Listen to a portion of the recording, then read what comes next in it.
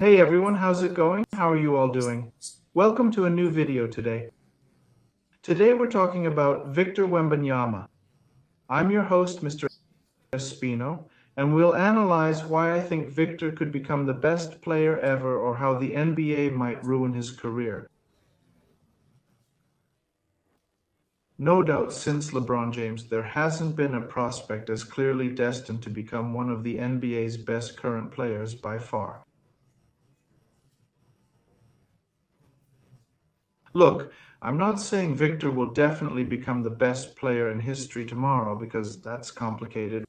We're talking about LeBron James with 40,000 points, Michael Jordan with 6 championships, Kareem Abdul-Jabbar with 5 MVPs. So I think Victor Wembanyama needs to achieve many things to be considered the best player in NBA history. I understand some might say LeBron James is the greatest of all time. Others might say Michael Jordan. Some might mention Kareem Abdul-Jabbar or Bill Russell. Many players have strong arguments, and Victor needs to build his case to be called the NBA's best ever. Now let's discuss his game. What's this player's real potential? It's truly fascinating. We're talking about a player over 7 feet tall with one of the largest wingspans in the NBA. He can shoot threes, mid-range, and handle the ball well. Not like Irving or Paul, but impressive. But I must admit, the average NBA point guard's ball handling is actually superior to that of a typical point guard. When I got to the NBA and saw his high school games, my first thought was that this player clearly felt comfortable on the perimeter, and using him as a pure center would be a waste of his talents. His best skills are mid-range and three-point shots, and at his height, he's impossible to guard. Plus, it creates more opportunities for your team. This is one of the key points I want to discuss about Victor Wembanyama. I'd love to see Victor Wembanyama play a full season as a point guard, shooting guard, or even small forward. Personally, I'd like to see him at point guard, especially since the Spurs currently lack star power in the NBA players who don't average big numbers in points, assists, or rebounds. So I think the current San Antonio Spurs is perfect for Victor Wembanyama to shine. Let me give you some context. Imagine Victor Wembanyama playing as a point guard. He handles the ball well and has no trouble driving or playing in the paint. He can attack from outside, not just starting his moves in the post. He's got great speed, a quick first step, and excellent ball handling. This allows him to smoothly transition inside and penetrate. We've seen spectacular plays from Victor Wembanyama all season long, considering he probably has the best ball handling on his team, and he's a great long-range shooter. Picture Victor Wembanyama teaming up with someone like Zion Williamson or maybe with Cooper Flagg, a player at center or forward whose specialty is making dunks, dunking, slamming it in the basket, and stealing the spotlight when you have Victor Wembanyama playing on the perimeter. Obviously, take Golden State, for example. Steph Curry won't be able to guard Victor Wembanyama from three, even if Wembanyama's a guard playing on the outside. If you put a player who's 6'3" on him, Wembanyama won't feel any defensive pressure at all. In fact, I think if Steph Curry raises his hands fully, he probably wouldn't even reach Wembanyama's shoulders.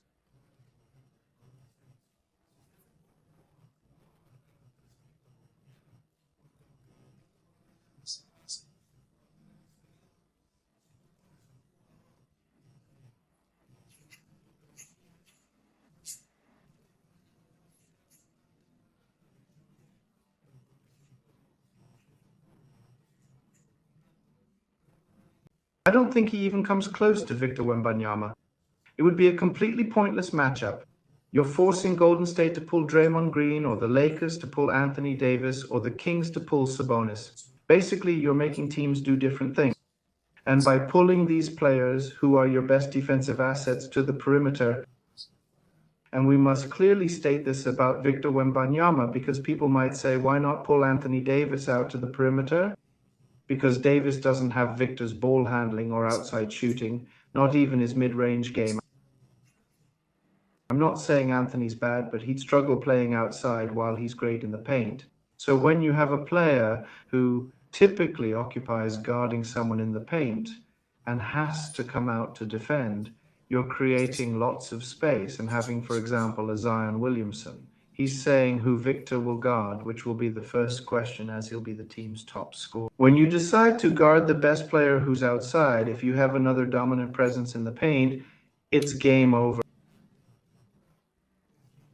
You don't even need a super team, you just need a great strategy that I think Greg will implement without any problem, which San Antonio currently lacks, and this is another issue we should address. I think this process will be long. I believe we'll see Victor Wembanyama as a champion in 3 to 5 years. I wouldn't say it's a failure if he doesn't make the playoffs in the next 3 years. It'd be a bit unfortunate as they could push for playoffs with some trades. In fact, Chris Paul just arrived, which I like because I think he'll teach Victor a lot, because we're talking about it likely being his last team and that he'll teach him the best in ball handling. But I also think you bring Chris Paul because you don't see him at all playing as the team's primary ball handler. And by having a great handler like Chris Paul, you're telling Victor you're going to stop dribbling, you're going to focus only on this area of the game, which I don't see as bad. Maybe this helps the player not get tired, not score as many points. Well, his team has to help him at the end of the day.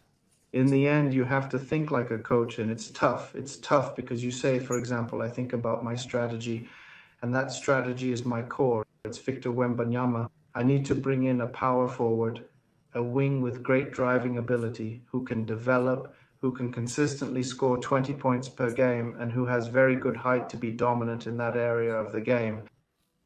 Now, honestly, I don't think this process is going to be easy. I think San Antonio needs to draft excellently to complement Victor Wembanyama perfectly. They can't afford to make mistakes. San Antonio has always been known for their drafting skills. They drafted Robinson, Duncan, Ginobili. So we shouldn't worry about their drafting ability. But it's not always easy. Recently, it's been tough to get quality picks in the draft. So it's crucial to surround him well. I'm not talking about adding a Curry-like point guard. No, I mean a player who can work well with him and accept a secondary role, because whoever joins might be great, but say, no, I want to be the star. I'm out of here. Oddly enough, a perfect fit with Wembanyama might be LeBron James. LeBron James is that smart player who adapts to all aspects of the game and would thrive with Victor Wembanyama in ways you can't imagine. In fact, I think it's one of the duos I'd most like to see. Also the one with Zion Williamson. I'd love to see Zion, for example, join the San Antonio Spurs. I think it would be an incredible pairing. I know I've mentioned this before, but imagine Chris Paul, currently a point guard, or Victor Wembanyama as a guard, with a team that'll help him improve defensively, which isn't the case now. We're talking about Victor Wembanyama as a perimeter player having the advantage of his.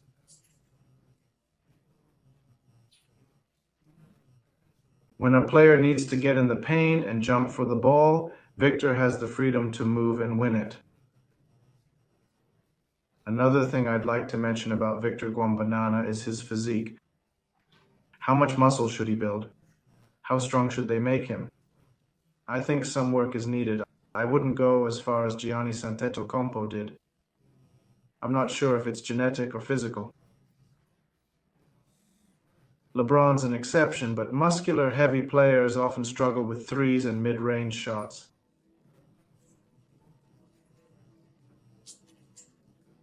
LeBron's different, but thin players under their ideal weight are often great scorers.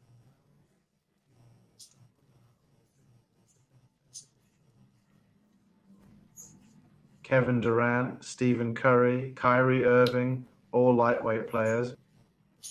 And these big players, Zion Williamson, Shaquille O'Neal, Anthony Davis, I think when they move away from the basket, for some reason they really struggle.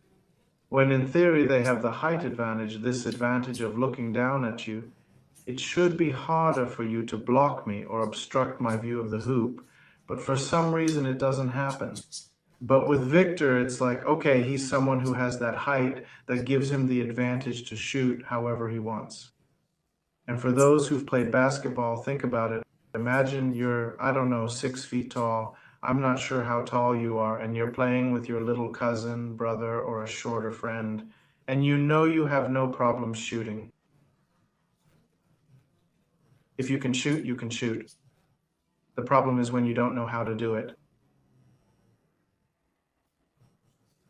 My worry about Victor gaining too much muscle is that he'll lose speed, agility, and these skills that I find fascinating.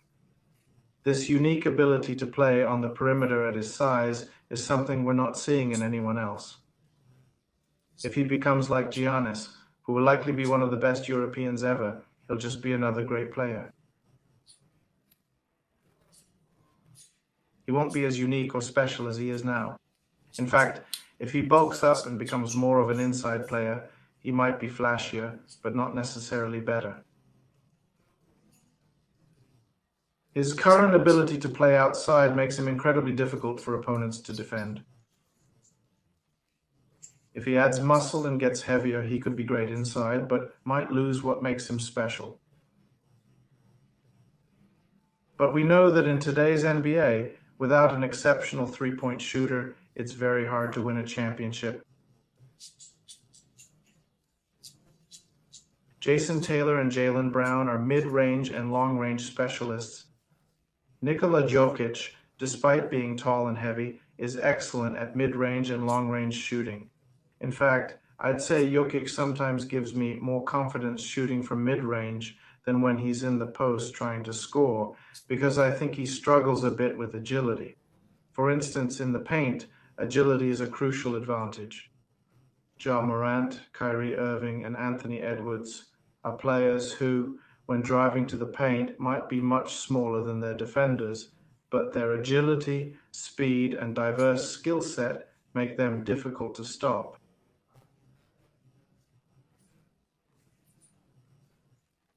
This applies to Wembanyama, which is why I think he could become one of the best players in history. What does Victor Wembanyama need to do? Prepare physically to avoid injuries? That's the first step to becoming an NBA legend.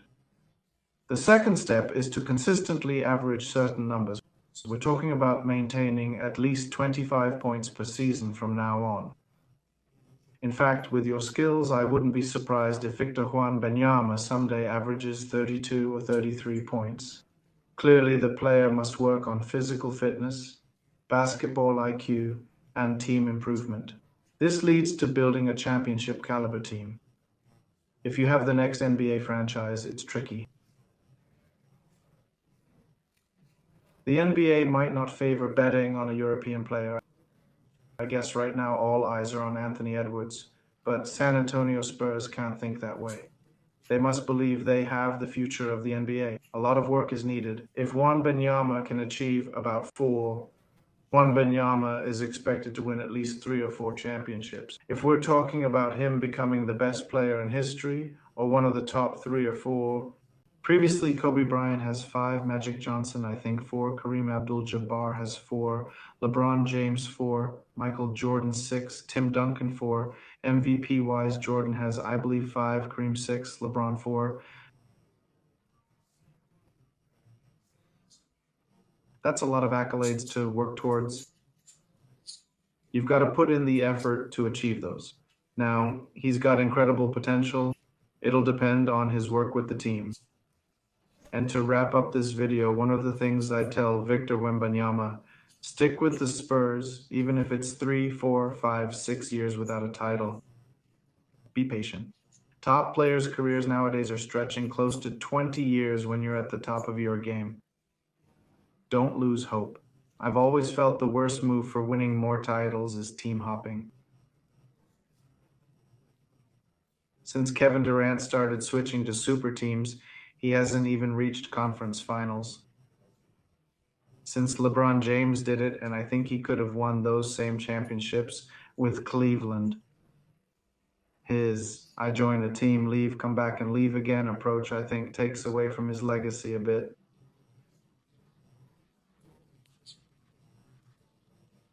Then there's Michael Jordan, who's the GOAT in my book. He had the perfect career, in my opinion. That's why I'd say stay put. Take Tim Duncan, for example. He's beloved by NBA fans, and he's a player who was there from start to finish. I think he played 16, 17 years in the NBA, won 4 rings. Be patient if you're good. Wait for your team to build around you. Cleveland's not moving, doesn't look like a future champ. Paul George chasing a title with the Sixers. All this shuffling isn't good. If you think about it, the best dynasties were built through the draft. The Bulls dynasty, Michael Jordan, Pippen was drafted by the Bulls. Rodman was a steal, but still, a team was built based on you being on a team that's making good draft picks.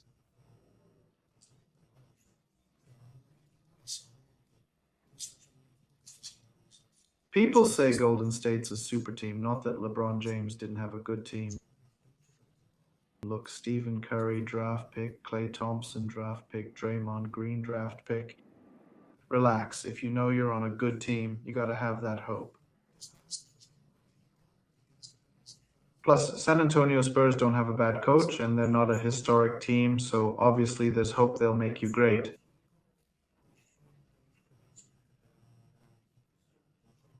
In fact, the San Antonio Spurs dynasty, they were all draft picks too. Robinson, Duncan, the Argentine guy, sorry, his name escapes me.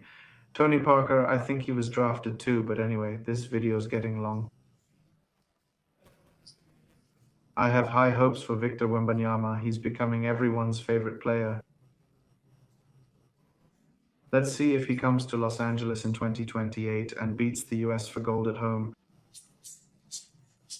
That'd be epic for him, and the first step to being named one of the best in history. That's all from me. My name's been Mr. Espino. I've